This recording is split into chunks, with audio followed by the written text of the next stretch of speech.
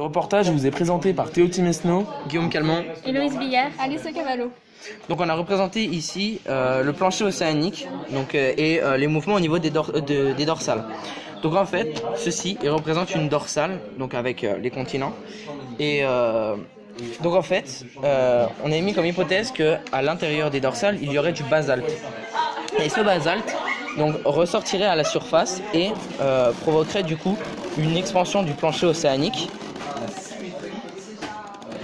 Et donc au fur et à mesure que vous pouvez voir, par exemple par rapport aux bandes noires ou blanches, et en fait c'est ce qui a été enregistré par rapport au magnétisme qui est enregistré dans le basalte.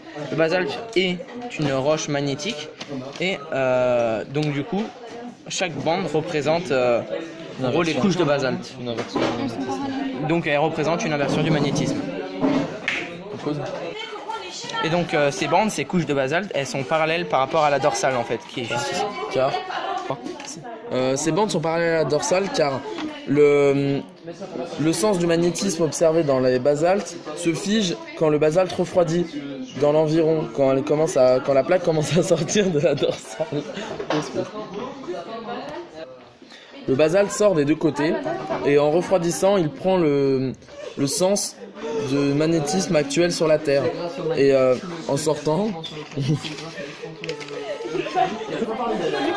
on observe que des fois c'est positif. Bonjour, j'aime beaucoup les Donc les bandes noires elles sont positives et les bandes blanches elles sont négatives. Par rapport au magnétisme.